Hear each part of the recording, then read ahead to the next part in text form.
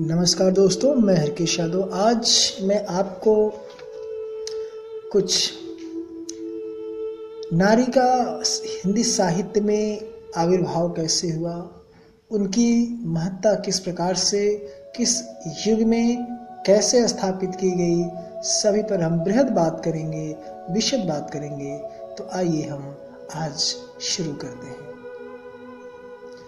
प्रकृति की भांति छायावादी कविता में नारी की भी प्रधानता दिखाई पड़ती है। यानी जिस प्रकार से प्रकृति की प्रधानता आप छायावादी कविताओं में देखते हैं, तो जिस प्रकार से छायावादी कविताओं में प्रकृति की प्रधानता होती है, ठीक उसी प्रकार से नारी की भी प्रधानता दिखाई देती है।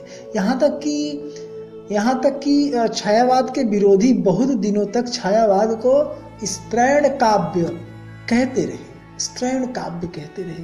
यानी उसको, इस छायावाद को स्त्रियों का काव्य कहा जाने लगा। एक समय ऐसा आया था जो छायावाद के विरोधी थे। तो छायावाद के पूर्ववर्ती काव्य में नारी संबंधी रचनाएं न हो ऐसा तो नहीं है, किंतु वे रचनाएं पुरुष प्रधानता की ही द्योतक है। द्विवेदी युग की आप कविताएं ले लीजिए, तो द्विवेदी युग की कविता में नारी के प्रति दया भाव का भाव तो है, पर यथोचित सम्मान का भाव नहीं है। यानी द्विवेदी युग में महिलाओं का वर्णन तो है, महिलाओं को उन्होंने वर्णित किया है, लेकिन उस वर्णन में वो दया दिखाते हैं।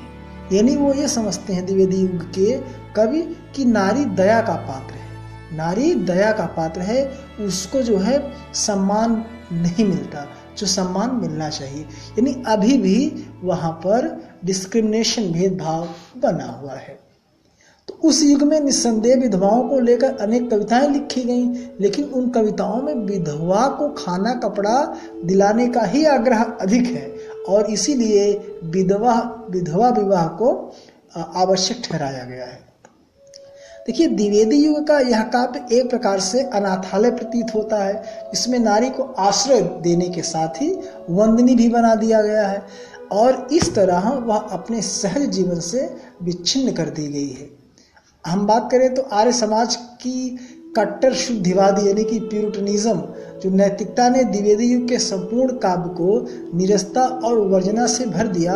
चारों ओर नीरस विशद गुणमय फल वाले कपास का वातावरण छा सा गया। संभवतः इसी प्रभाव के कारण आरंभ की स्वच्छंदवादिता या स्वच्छंदतावादी कविताओं में नारी की तुलना में प्रकृति को ही अपनाने योग्य कहा गया है।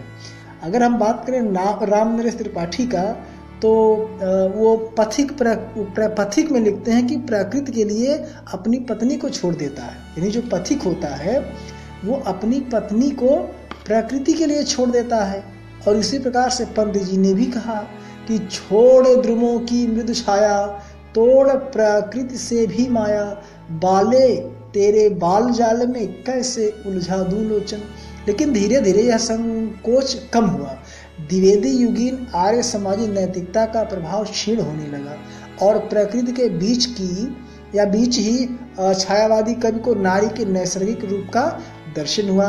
यही वजह है कि त्रिपाठी जी का पथिक भी आगे चलकर अपनी जो विचारधारा है उसको महसूस करता है और समझता है कि हमसे भूल हुई है, और वह पुनः प्रकृति से लौटकर